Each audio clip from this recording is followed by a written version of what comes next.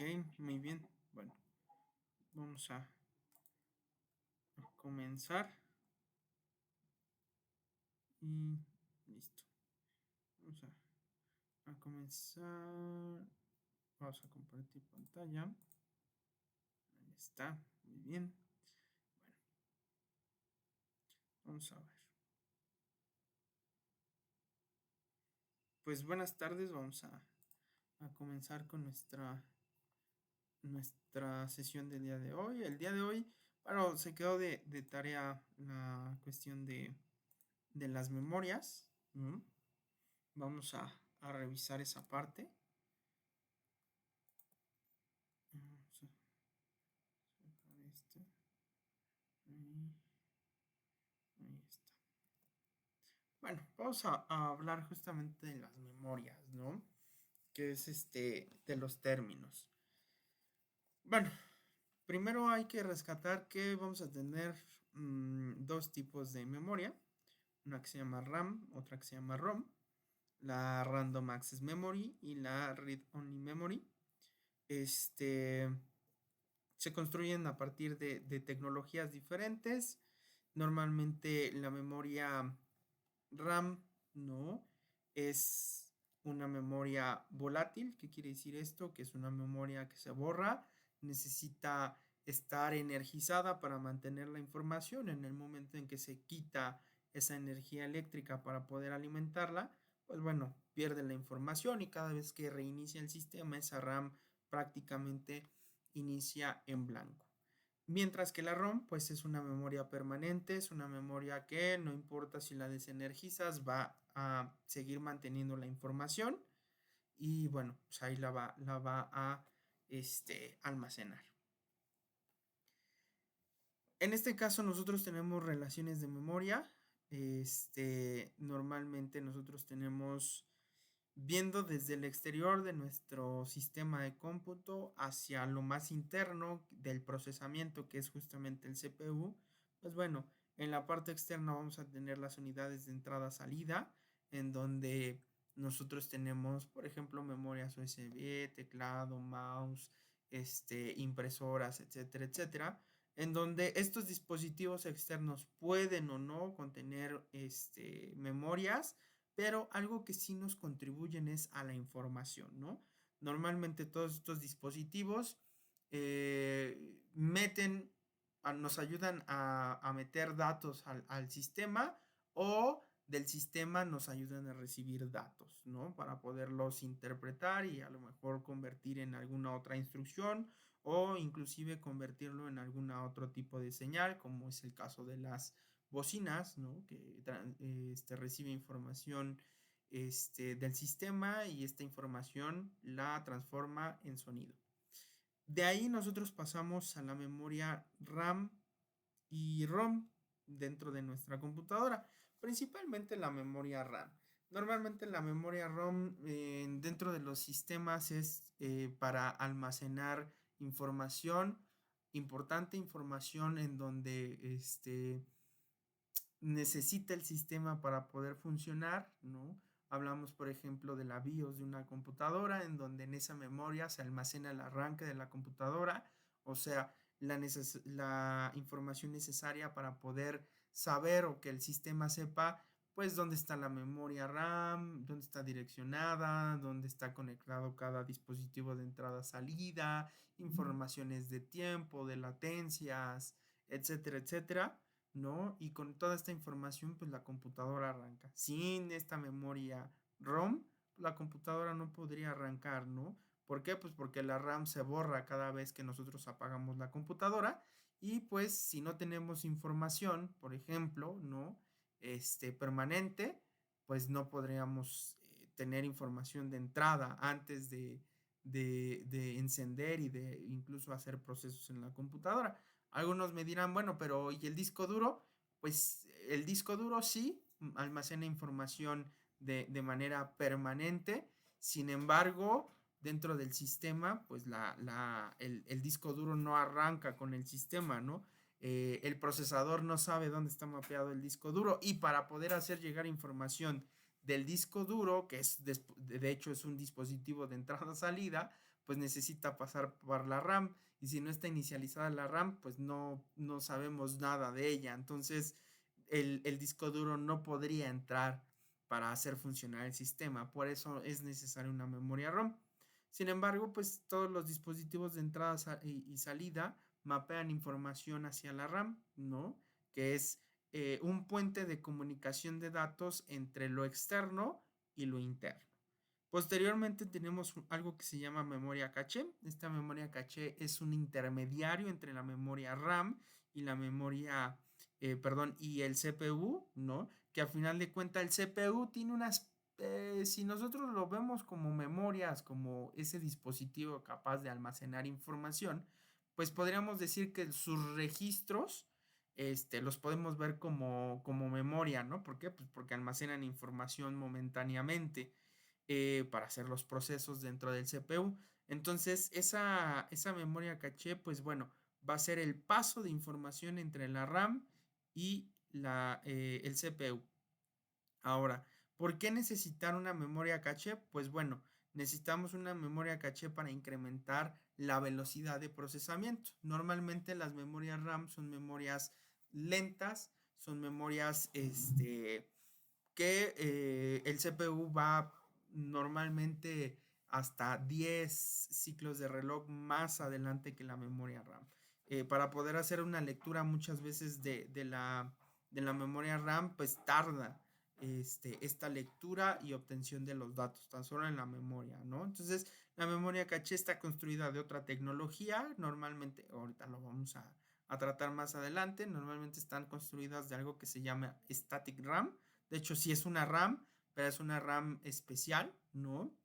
Y bueno, sus principales características es que debe ser rápida, demasiado rápida para poder estar a la par de la velocidad con el CPU. Y por el otro lado vemos características de que son de baja capacidad de almacenamiento.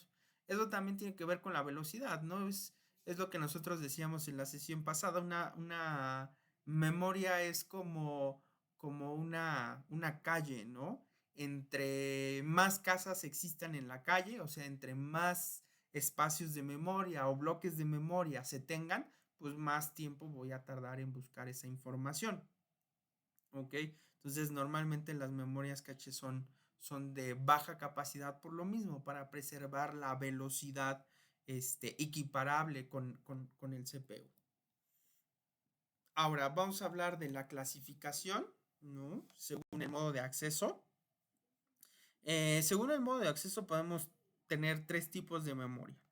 El acceso aleatorio, que normalmente lo tenemos con la RAM, ¿no? En donde el acceso aleatorio es que nosotros tenemos para cada dirección, para cada bloque de memoria, nosotros vamos a tener una y solo una dirección.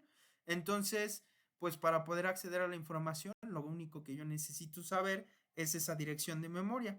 Si yo sé esa dirección de memoria, pues puedo acceder aleatoriamente, ¿no? O sea, puedo acceder al principio, al final de la memoria, en medio, a la parte que yo quiera, de forma aleatoria, en donde se encuentre el dato, ¿no? Ya sea para escribir o ya sea para leer. En el acceso secuencial, normalmente nosotros tenemos un acceso en donde tenemos referencias, ¿no?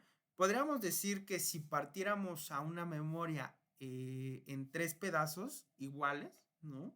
Entonces esa sería nuestra referencia. Tendríamos el inicio de la memoria, tendríamos la parte intermedia de la memoria y tendríamos el final de la memoria. Entonces esos serían como nuestros marcadores. A partir de eso, pues nosotros tendríamos que tener una referencia, ¿no? Normalmente el acceso secuencial se da paso a paso, se da uno a uno. Eh, a ver, espérenme un momento.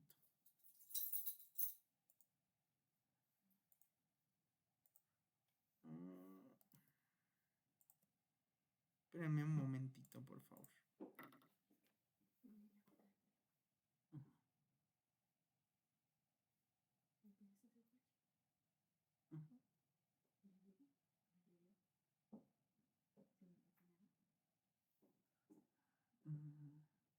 No sé. Pues no.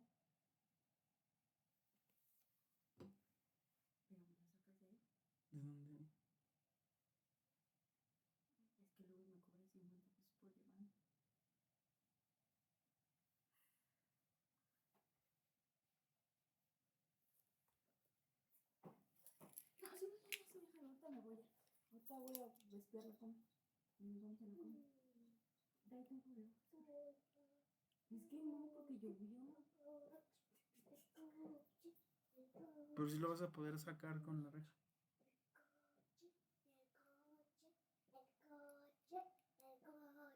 El problema es para sacarlo allá arriba de reversa. ¿Reversa de dónde? Del local de Irma. Sí.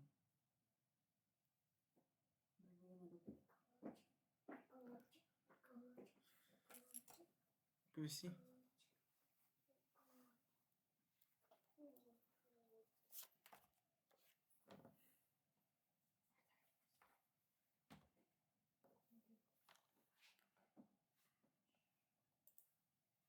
Perdón. Oh, sí. Observo una manita levantada. Ah. ¿Sí? ¿Tenemos una duda? No, creo que ya no. Ya regresé, perdón. ¿Alguna duda? No. Bueno, vamos a seguir. Entonces, el acceso secuencial también lo podemos encontrar, aunque no es una memoria, pero lo podemos encontrar en los discos duros, ¿no? Normalmente nosotros necesitamos llegar al dato, ¿no? El disco duro está girando, entonces pues necesitamos llegar al dato, pero no accedemos a él directamente, ¿no? Como en el acceso aleatorio, sino que necesitamos ir girando e ir leyendo los datos hasta llegar a nuestro dato objetivo. Entonces, el acceso secuencial, como les decía, necesitamos referencias y a partir de esas referencias, inicio, medio, final, pues entonces se va a recorrer la información. Pero pues yo voy a necesitar hacer ese recorrido y pues bueno, ahí voy a perder tiempo, ¿no? ¿Por qué? Porque para llegar a la información, por ejemplo, si me ubico al inicio de la memoria y la información está, no sé, 20 bloques de memoria más adelante, pues entonces yo tengo que leer esos 20 bloques de memoria hasta llegar al bloque de memoria en donde realmente se encuentra almacenada nuestra información. Y en el acceso asociativo es un acceso similar al acceso secuencial, en donde nosotros vamos a tener igual una referencia y a partir de esa referencia nosotros podemos movernos hacia arriba o hacia abajo de la referencia normalmente. Entonces, ahí es como una combinación entre los dos. ¿Por qué? Pues porque necesito primero referencias de la memoria y dos, porque esas referencias sí tienen un acceso aleatorio. En el secuencial, pues no, necesitaría barrer todos. En el caso del acceso, asociativo, entonces yo tengo una dirección de memoria inicial y a partir de eso yo puedo decir, bueno, pues voy a recorrer de este objetivo de marcaje, voy a acceder 20 bloques adelante, voy a retroceder 20 bloques hacia atrás, entonces es asociativo por eso. En la clasificación según la duración, pues podemos tener las volátiles y las no volátiles, o sea, las que se borran cada vez que nosotros apagamos el sistema y las que no se borran. Dimensión de una memoria. En la dimensión de una memoria vamos a ver un poquito acerca de las unidades, ¿no? Que el bit es nuestra unidad de datos, que representa un 1 o 0, como ya lo hemos visto en clases pasadas, el byte 8 bits, kilobyte 1024 bytes, megabyte 1024 kilobytes, gigabyte 1024 megabytes, terabyte 1024 gigabytes, ¿no? Normalmente son 1024 y no son 1000 cerrados porque recuerden que todo esto nace de lo que son las potencias de 2. Entonces, no podemos llegar a los 1000 cerrados, ¿no? Sino que nos pasamos un poquito por el exponente de 1024. Entonces, las unidades en kilobyte, megabyte y gigabyte no son 1000, son 1024. Ahora también a veces encontramos unidades como de este tipo, en donde nos dicen, pues bueno, la velocidad de tu internet, por ejemplo, es de 500, este es el apuntador, esta es la pluma, es de 500 megabits por segundo, MB, ¿no? Por S, o MBS. o Mbps, ¿no? Algunos también lo ponen así. No es lo mismo. Entonces, vean una diferencia. Mientras que aquí megabytes se escribe con B mayúscula, los megabits se escriben con B minúscula. ¿Qué quiere decir esto? Que efectivamente son números cerrados, 500 millones de bits por segundo, ¿no? Esos serían nuestros 500 megabits. ¿Ok? Entonces vamos a encontrar igual sistemas que sí nos marquen en megabits y esos sí son números cerrados, ¿no? ¿Por qué? Porque están trabajando con esta unidad de bit, no con la unidad de byte que son 8 bits. La RAM también las podemos encontrar. Okay.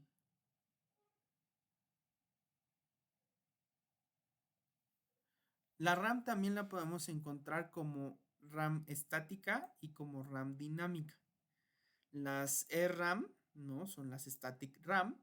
Lo que nos permiten es que la información se almacena de forma permanente siempre y cuando haya energía, ¿no? Otra vez hay que recordar que la RAM, cada vez que nosotros las desenergizamos, pues ya no son permanentes, ¿no? Se borra la información. Pero la información va a ser permanente mientras la memoria RAM esté energizada. En el caso de la DRAM, Dynamic RAM, ¿no? De la RAM dinámica, esta no, su información no es permanente. Necesita algo que se llama ciclo de refresco, ¿no? O de refrescado, o cómo decirlo. Ciclo en el cual se esté actualizando la información. Y esto tiene que ver justamente con la tecnología con la que están construidas. Mientras que la RAM, perdón, la DRAM está construida con una tecnología de capacitores. Un capacitor es un dispositivo que me permite almacenar energía momentáneamente, ¿no?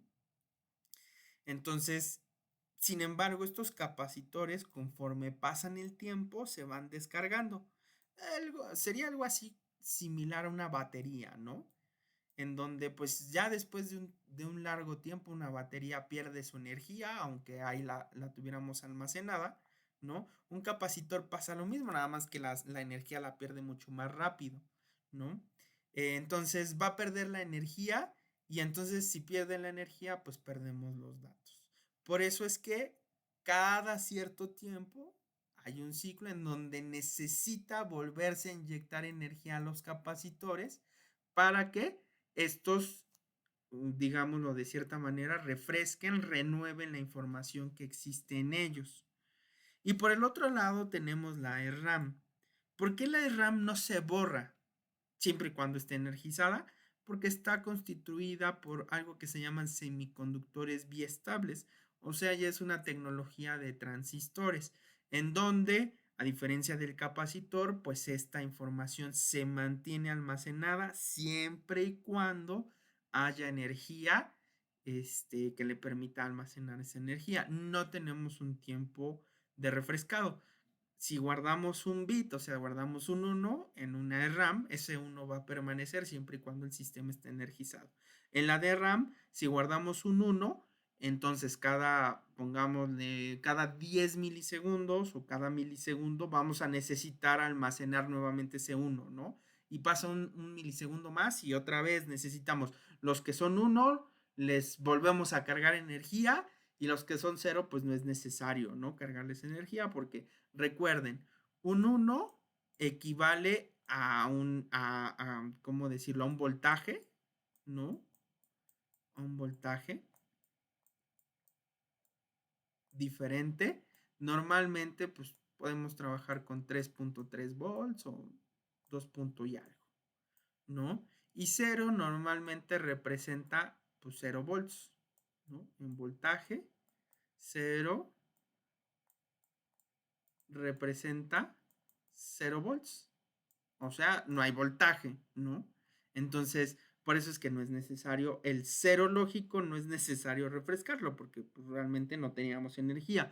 pero el uno lógico sí necesitamos refrescarlo, o sea, necesitamos inyectarle esa energía para que otra vez, si estamos trabajando con 3.3 volts, pues nos vuelva a generar este 3.3. Los capacitores lo que van a hacer es que estos 3.3 de voltaje, estos 3.3 de energía, pasado el tiempo, pues empiezan a disminuir. Se convierte en 3.2, 3.1, 3, 2.9 y bueno, hay que refrescarlos porque después de un umbral, los sistemas lógicos no reconocen un cierto voltaje como uno, sino lo mandan a cero. Entonces esa es la diferencia entre una static RAM y una DRAM. Las static RAM, por eso mismo, son un poco más rápidas que las DRAM. Bueno, ni tampoco, ¿eh? O sea, no, la diferencia sí es notable. ¿Por qué son más rápidas? Una, pues porque aquí necesitas un tiempo para poder refrescar la memoria, para poder actualizarla, o más bien para poder almacenar los datos que ya tenías almacenados. Entonces, en ese tiempo, pues en ese bloque de memoria no puedes guardar ni lo puedes leer porque se está refrescando. Entonces tienes que esperar a que se termine el refresco, ¿no? Y por el otro lado, en la RAM, como no necesitas refrescar, pues siempre los datos los vas a tener disponibles en todo momento.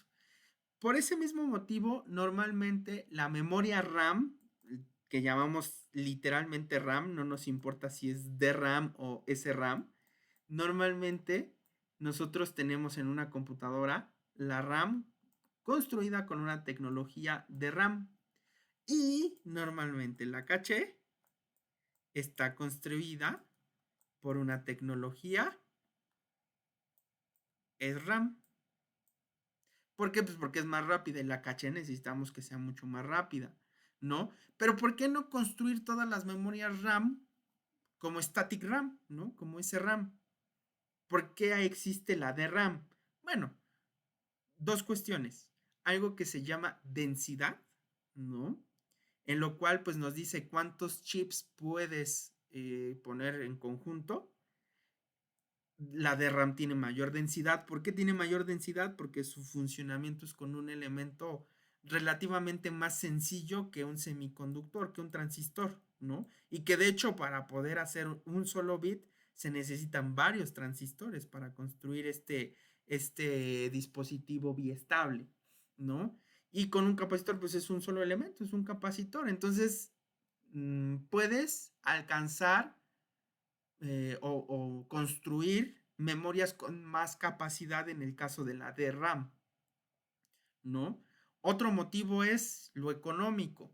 Mientras que un capacitor es mucho más barato que un transistor, pues obviamente las DRAM son más económicas que las SRAM. Por esos dos motivos, nosotros encontramos a la RAM, propiamente a la que nosotros llamamos RAM, que está construida con tecnología DRAM, ¿no? Por esos dos motivos, por eso existe o sigue existiendo la DRAM, aunque pues en cuestión de tiempos y en cuestión de rapidez, la RAM tiene muchas más ventajas. Y en la caché, pues bueno, obviamente nosotros la incorporamos ahí, como ya habíamos dicho, por la velocidad. No sé si hasta aquí existe alguna duda.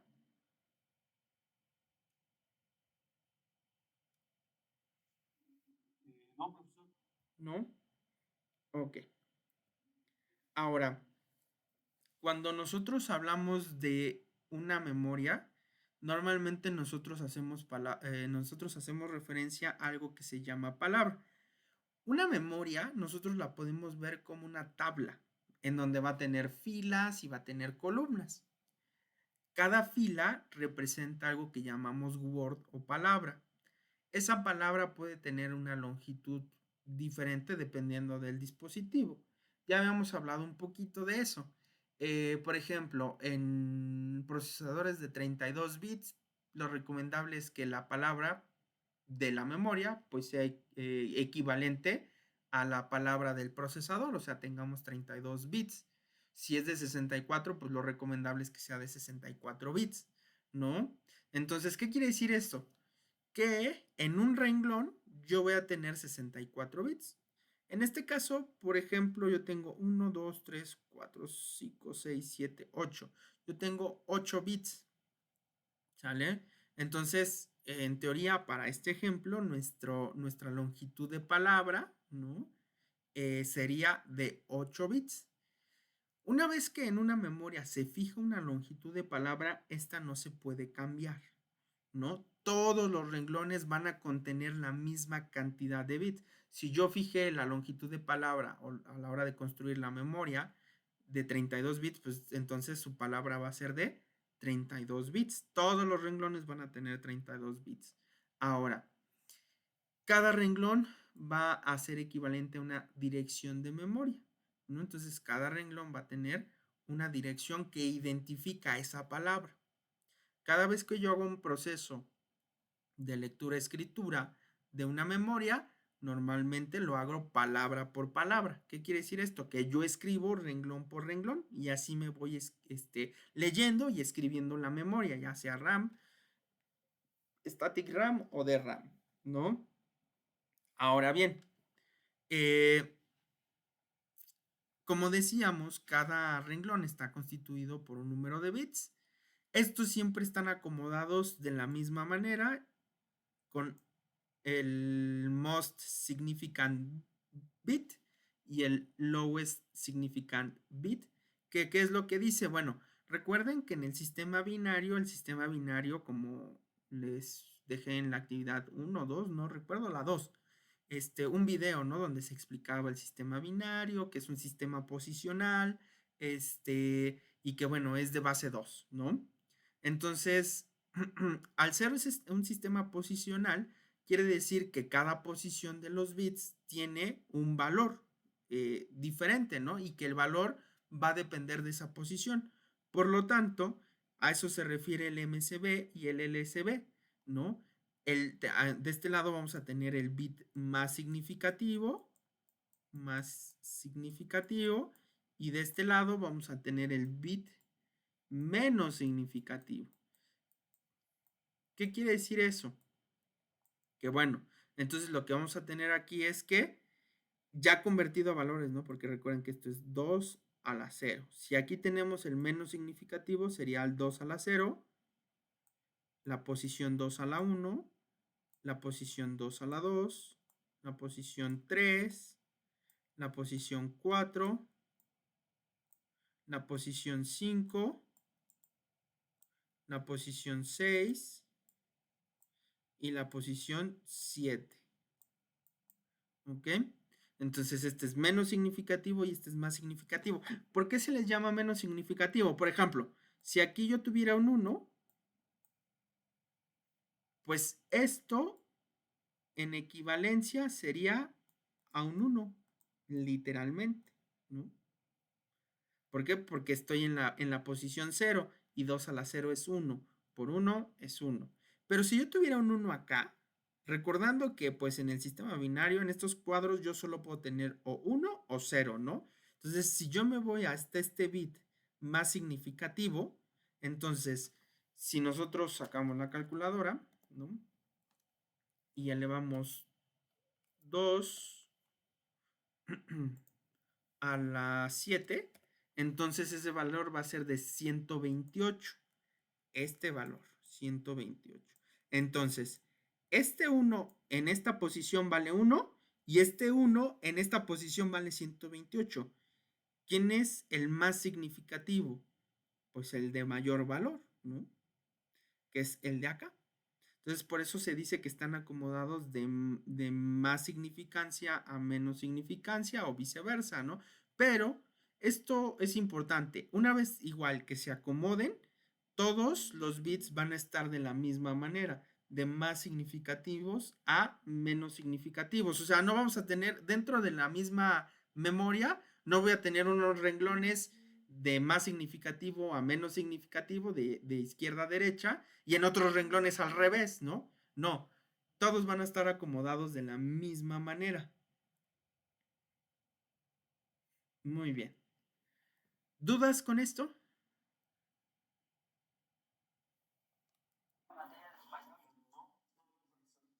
Ok, muy bien.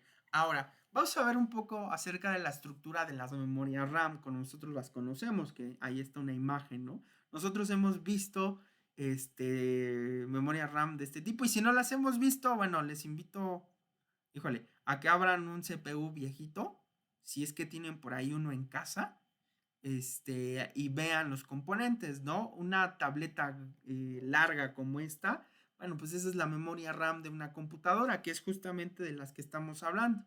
Si nosotros observamos esa memoria RAM, vamos a ver que tiene pequeños chips, estos. Justamente todos estos chips son los que conforman la memoria. Una memoria, ¿no? Al igual si ustedes alguna vez han curioseado y abierto una memoria USB, van a encontrar que también en la memoria USB, de hecho, tiene dos chips grandes. Uno que es el controlador USB, ¿no? Y el controlador en general de la memoria.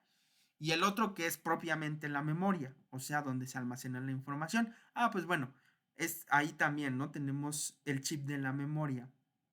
Esta memoria puede ser de RAM, ¿no? O RAM, también pudiéramos encontrar algunas, pero normalmente las encontramos como de RAM.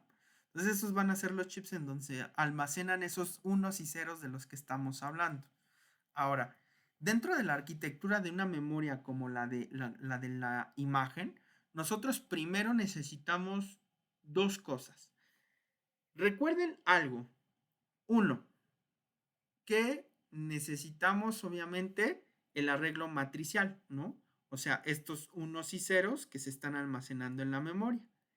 A esos nosotros les vamos a llamar como datas, ¿no? O los datos de si nuestra memoria fuera de 8 bits de longitud de palabra, o sea, que en cada renglón almacena 8 bits, entonces yo tendría, ¿no? Del dato 7 al dato 0. Sin embargo, yo también necesito comunicar la dirección de memoria. A esa dirección de memoria, en la nomenclatura nosotros la llamamos address, ¿no? Por eso se le pone la A, ¿no? De address, que significaría en español dirección.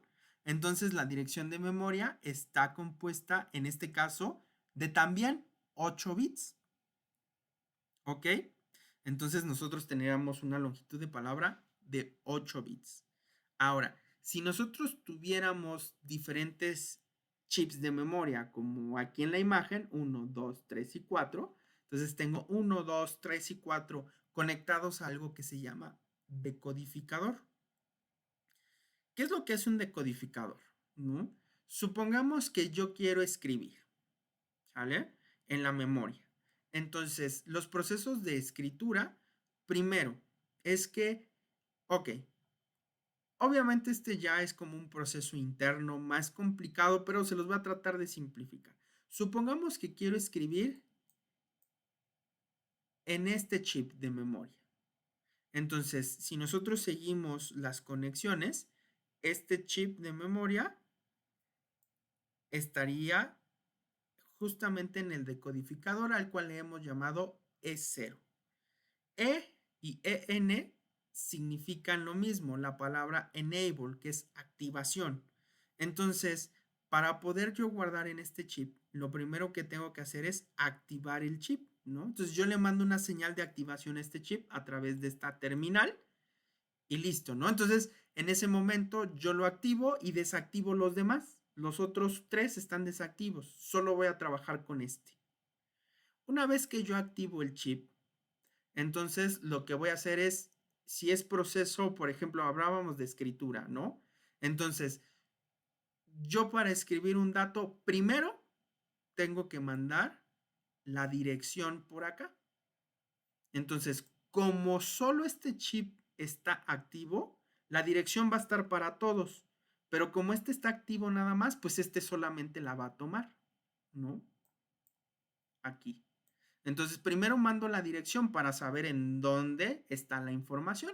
Entonces, se manda la dirección y entonces la memoria busca en esa dirección. Una vez que busca en esa dirección, entonces me va a regresar un dato por aquí mismo y justamente es, bueno, de hecho, aquí me equivoqué, puse en las líneas al revés. Hay que poner aquí, ¿no? Entonces, realmente lo que saca son los datos, ¿no? Entonces, primero metemos la dirección, que es esta, que es con las adres. Y después sacamos los datos. Y listo, salen los datos. Si nosotros queremos hacer un proceso, no, ese fue de lectura. Bueno, si nosotros queremos hacer un proceso de escritura, es lo mismo.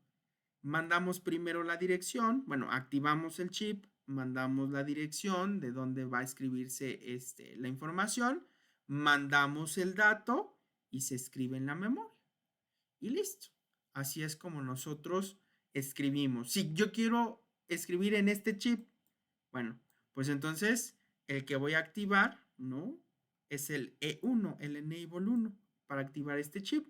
Y lo mismo, se mandan la dirección. Ahora, como este está desactivo y este está activo, entonces la información pasa por este lado y llega para la dirección primero y después de la dirección, pues ya sea escritura o lectura, se mandan los datos, ya sea de la memoria a la parte externa o de la parte externa hacia la memoria.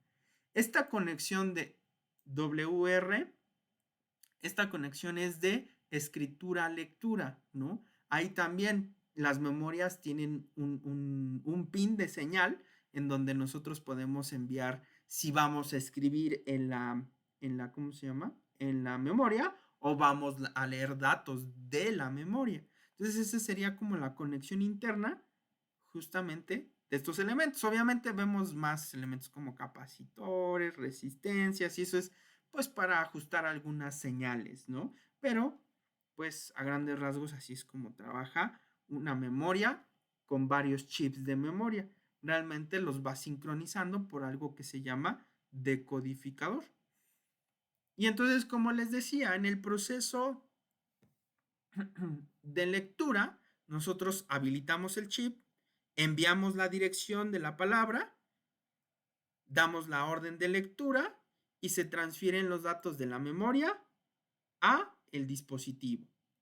Si queremos hacer un proceso de escritura, entonces habilitamos el chip, enviamos la dirección y en ese momento se transfiere el contenido de palabra del dispositivo a la memoria, ¿no? Para la escritura y damos la orden de escritura. Entonces, este es de lectura y este es el proceso de escritura. De las memorias, bueno, en un sistema las memorias tienen una jerarquía. Tenemos un procesador, ¿no? Ya vimos que es el CPU. Dentro de ese procesador tenemos una memoria caché. Si alguien se había preguntado, bueno, hemos estado hablando de la memoria caché, que es de intermediario entre la memoria RAM y el procesador o CPU, pero ¿y dónde está esa memoria? Ya nosotros vimos que la memoria RAM en una computadora es algo así, pero ¿y la memoria caché dónde se instala? ¿Dónde está? ¿Dónde la puedo revisar? La respuesta es que no la puedes revisar visualmente, ¿no? Por lo menos el componente no. ¿Por qué? Pues porque está constituida o está construida dentro de ese procesador. Entonces, cuando nosotros agarramos un procesador, ahí adentro ya viene la memoria caché, ¿no? Entonces, tenemos la memoria caché, la memoria RAM y las interfaces o dispositivos. Entonces, todo dato que pasa el procesador pasa por la memoria caché. Todo proceso o todo dato procesado pasa por la caché y de la caché se manda a la RAM o en algunos casos, ¿no? Cuando tenemos la tecnología de DMA, que es conexión directa, sin pasar por la RAM, entonces podemos hacer directamente mandar la información a dispositivos. ¿Quiénes pueden trabajar así? Por ejemplo, el disco duro. El disco duro tiene una conexión que puede ser directa al procesador sin pasar por la RAM, ¿no? Pero bueno, ahí ya es un proceso un poquito más complicado y no siempre se puede hacer. Hay solo casos especiales en donde se aplica el DMA, no en todos los casos, que es el acceso directo al procesador. Casi en todos los casos, siempre los datos van a pasar primero por RAM se van a mandar a caché y se van a mandar a procesador y en el flujo inverso, procesador, caché y memoria RAM. Y bueno, a platicar un poquito acerca de la memoria caché rápidamente. Todavía me sobran unos minutitos adelantando un poquito sobre la memoria caché. La memoria caché de entrada no es una memoria, o sea, de hecho no es una memoria como tal. Realmente es un módulo caché. O sea, si bien nosotros le llamamos memoria porque es de cierta manera simplificarlo, el trabajo que hace ese módulo caché, realmente no deberíamos llamarle memoria caché nada más. Deberíamos llamarle módulo caché. ¿Por qué? Porque ese módulo está constituido realmente de tres elementos. Esos tres elementos van a ser efectivamente una memoria que almacena información, ¿no? Es de lectura-escritura. Vamos a tener una memoria específica de etiquetado, o sea, en esa memoria de etiquetado realmente lo que se guarda son direcciones de memoria RAM. O sea, fíjense bien, esa caché, por un lado, va a almacenar datos de la RAM, ¿no? O sea, realmente la información que procesamos, por ejemplo, de Word o que ahorita está procesando mi computadora para el video o para la transmisión de datos por Internet, bueno, esos son los datos que se están procesando. Pero por el otro lado, también la caché almacena información acerca de las direcciones de memoria de la RAM para poder acceder a esa información, ¿no? Entonces, almacena datos y almacena información de las direcciones de memoria. Y otra unidad que integra el módulo caché, que es la unidad de control. La unidad de control lo que permite justamente es pues interactuar entre que si va a entrar en el modo de dato o si va a entrar en el modo de etiqueta, si va a pasar la información al procesador, seleccionar e incluso hay algoritmos de predicción de cuáles son los siguientes datos que va a jalar de la memoria RAM, si necesita limpiar toda la caché porque se va cambiar todo un proceso y entonces a la hora de conmutar el proceso pues se necesita borrar a lo mejor parte o inclusive toda la caché y volver a restablecer los datos nuevos para el nuevo proceso que va a atender ese CPU. Entonces, realmente la caché no es como tal una memoria y nada más, sino está compuesto por tres módulos funcionales. Efectivamente, la memoria de datos, la memoria de direcciones o etiquetas y el controlador de esas dos memorias y que hacen la interfaz de comunicación con el procesador. Entonces, la caché, incluso nosotros hablamos ya en procesadores, pues no tan nuevos, ya a partir del Pentium 4 salieron esas tecnologías de L1 y L2 de caché, ¿no? Que es Level 1 and Level 2, nivel 1 y nivel 2 de caché, o sea, están, eh, ¿cómo se llaman? Hay dos módulos de caché dentro de los procesadores, ¿no? También nosotros lo simplificamos en un solo módulo, pero realmente en la caché incluso hay dos niveles, en donde los niveles, pues bueno, uno tiene más capacidad, el otro todavía tiene un poquito menos. Cómo trabajan es que uno está directamente conectado a los registros y el otro sigue siendo el intermediario entre la RAM y la caché de nivel 1. Entonces, aún así, todavía la caché tiene dos niveles y llegué a escuchar, la verdad es que ahorita no recuerdo bien, pero llegué a escuchar, no sé qué procesadores tienen esa tecnología, pero llegué a escuchar que los procesadores tenían hasta un L3, un nivel 3 de caché. Entonces, pues bueno, eso les digo, ese dato sí les debo, no sé qué procesadores y si es que se sacó o si nada más fue algo de lo que se hablaba en ese momento, pero que no se implementó tecnológicamente. Entonces también puede ser esa situación. Y bueno, así es como funciona las jerarquías de memoria, ¿no? Dentro de los sistemas o arquitectura de computadoras. No sé si hasta aquí existe alguna duda acerca de las memorias, acerca del tema, de los temas anteriores. No, no, profesor. ¿No? Ok, muy bien. Eh, bueno, si no hay dudas, ahora sí me despido de ustedes. Este, descartar. Me despido de ustedes. De todas maneras, pues la sesión ya saben que la mantenemos grabada, la subimos.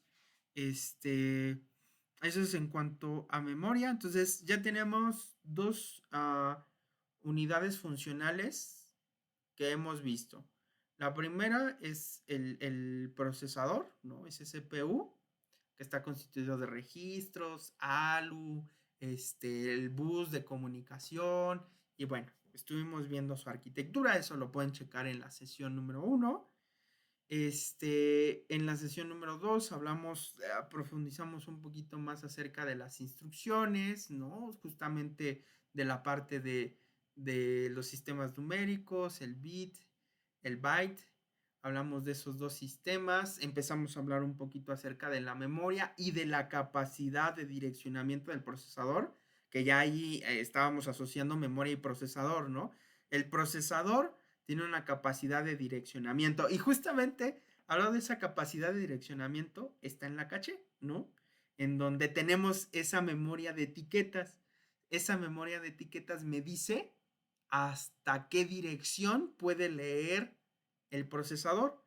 Si nosotros metemos más RAM de la que el procesador puede leer, pues simplemente no la va a identificar el procesador, ¿no? Justamente hablamos la sesión pasada. Si yo, por ejemplo, mi procesador tiene un límite de ocho gigabytes, ¿no? De memoria RAM, si yo le pongo 16, pues y si aparte si la placa base me da la capacidad para montarle 16 gigabytes, o sea, no sé, dos ranuras de 8 y 8, pues ¿qué es lo que va a pasar? Que como el procesador no puede direccionar más allá de 8 gigabytes, pues entonces va a leer 8 gigabytes y los otros 8, él ni enterado que están conectados, ¿no? ¿Por qué? Pues porque no puede direccionar tanta memoria.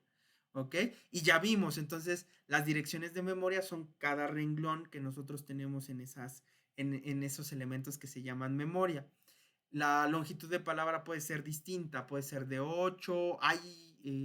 Más adelante lo vamos a ver, hay tecnologías como las de ARM, como las de microcontroladores, a que también la sesión pasada vimos la diferencia entre microprocesador y microcontrolador con una arquitectura abierta, con una arquitectura cerrada. Este, Hay microcontroladores que su longitud de palabra en la memoria no es de 8 bits ni de 16 bits, a veces es de 10 bits, ¿no? Es una longitud medio rara. ¿Y por qué? Pues bueno, más adelante hablaremos y que de hecho ya es el siguiente tema de los sets de instrucciones, ¿no? Ya vamos a utilizar nuestro CISC, nuestro RISC y cómo es que tiene que ver esta parte del set de instrucciones en el hardware de una computadora. ¿Por qué? Porque las instrucciones dependen del hardware de la computadora, ¿no? Y viceversa, ¿no? Si tú ya tienes un set de instrucciones, pues, o quieres asimilarte o asemejarte a un set de instrucciones, entonces la arquitectura, o sea, el hardware de la computadora, del CPU, se tiene que adaptar a ese set de instrucciones o a esa arquitectura de instrucciones. Entonces ya la siguiente semana nosotros vamos a empezar a hablar de los sets de instrucciones. Vamos a tomar como base un microcontrolador y si nos da tiempo, digo, y voy a agarrar un microcontrolador porque son normalmente de tecnología RISC, son de un set de instrucciones reducido, ¿no? Entonces eso me da la oportunidad de que, pues al ser poquitas instrucciones, a lo mejor podemos abarcar más. A diferencia, por ejemplo, de agarrar una arquitectura, ¿no? De Intel. Pues ahorita tendríamos que agarrar un i64 porque normalmente son los que ya tienen todas las computadoras. Casi ya no tenemos arquitectura de 32 bits, ¿no? O x86. Muchos todavía se basaban. Por ejemplo, los procesadores Intel Core 2 Duo Algunos todavía salieron con x86, o sea, arquitectura de 32 bits. Pero bueno, si nos da tiempo, analizamos arquitectura y a ver si podemos hacer algunas cositas con el procesador de nuestra computadora, ¿no? Y también si nos los permite Windows, porque Windows es un poco restrictivo en ese aspecto, no nos deja acceder tan fácilmente al procesador, ¿no? Normalmente Windows como sistema operativo monopoliza todos los recursos y como usuario yo no puedo hacer uso directamente de los recursos si es que Windows no me lo autoriza y si es que Windows no me deja trabajar con ellos. A diferencia, por ejemplo, del sistema operativo Linux, ¿no? En donde nosotros tenemos control sobre el hardware y si nosotros queremos hacer algo con el procesador, Linux nos los deja hacer siempre y cuando tengamos la autorización de superusuario, ¿no? Que es uno de los requisitos importantes para trabajar con hardware dentro de Linux. Lo podemos hacer, ¿no? Y la desventaja de eso es que si hacemos algo mal, pues podemos hacer colapsar el sistema. Dañar el hardware, necesita ser muy capaz para dañar el hardware, ¿no? Necesita ser o saber muy bien lo que estás haciendo y tener la intención de dañarlo, o no saber lo que estás haciendo y dañarlo por accidente, ¿no? También lo puedes hacer, pero es complicado. Realmente para dañarlo sí necesitas un conocimiento avanzado mal aplicado, ¿no? Pero bueno, esa es otra historia. Entonces, si nos da tiempo lo hacemos. ¿Qué microcontrolador voy a manejar? Va a ser uno de Admel, ¿no? Ya les pasaré los datos en la semana para que ustedes lo puedan ir investigando, qué se refiere, qué significa, cuál es su arquitectura, su diagrama del microcontrolador y para que lo vayan revisando. De todas maneras, yo les subo información, les subo la hoja de especificaciones. Espero que anden bien en su inglés, porque normalmente todo esto se maneja en inglés, todas las hojas de especificaciones de los elementos para programar, la ayuda, casi todo viene en inglés. Sí hay cosas traducidas, pero la verdad es que son muy pocas las que están traducidas, entonces casi todo no lo tenemos que chutar en inglés. Entonces, también ahí para que vayan viendo su traductor, ¿no? Y vayan checándolo. Si ya le entienden muy bien el inglés, pues bueno, no van a tener mayor dificultad. Entonces, pues nos vemos la siguiente semana. Yo les subo la información. Digo, ahorita pues nos conectamos tarde y toda esta situación. Entonces, eh, no, ya no me dio la oportunidad de interactuar más con su lectura, porque yo quería interactuar más con su lectura, pero bueno, decidí como dar la clase totalmente yo por, por esta situación, ¿no? De conectividad. Eh, Realmente esperaría que se conectaran un poquito más pues para hacer más, ¿cómo decirlo? Interactiva la clase, ¿no? Y poderles preguntar y no nada más preguntarle al pobre Jesús que está solito y ya nada más le pregunto a él, a él, a él y a él nada más, ¿no? ¿Y qué es esto? ¿Y te acuerdas de esto? Y entonces, bueno, pero si no se puede, le encargo Jesús, le voy a subir la información, que le dé una revisada y la vamos checando en conjunto, la vamos discutiendo, ¿no? A ver esto, el otro, tienes dudas en esto, que la revises y me digas, ¿sabe qué, profe? No le entendí o por qué dice esto, o por qué está colocado de esta manera, ¿no? Entonces, vamos a ir con eso y ahí vamos a ir como ya haciendo esa conexión entre la teoría y la práctica. Y igual, si me da tiempo, es que aquí tenemos los tiempos muy justos, ¿no? Pero es arquitectura de computadoras 1, entonces yo supondré que tienen arquitectura de computadora 2 y en esa arquitectura de computadora 2 a lo mejor y se pudieran hacer como más prácticas. Ahorita es como más la teoría, ¿no? Entonces, si alcanzamos a hacer una práctica, sería excelente. Y ya les enseño cómo programar sabiendo la arquitectura, entendiendo qué es lo que nos está diciendo la hoja de especificaciones, entendiendo qué es un set de instrucciones Y con todo eso, con todo ese entendimiento, lograr la fabulosa práctica, por ejemplo, de prender unos LEDs, ¿no? Entonces, todo eso para prender unos benditos LEDs y que prendan y apaguen en un orden. Pero bueno, lo vamos checando, ¿ok? Entonces, les mando la información, cuídense mucho, ya me despido de ustedes, hasta luego. Cualquier duda, pues ahí me preguntan, ahí tienen mis datos de contacto. Cuídense, hasta luego.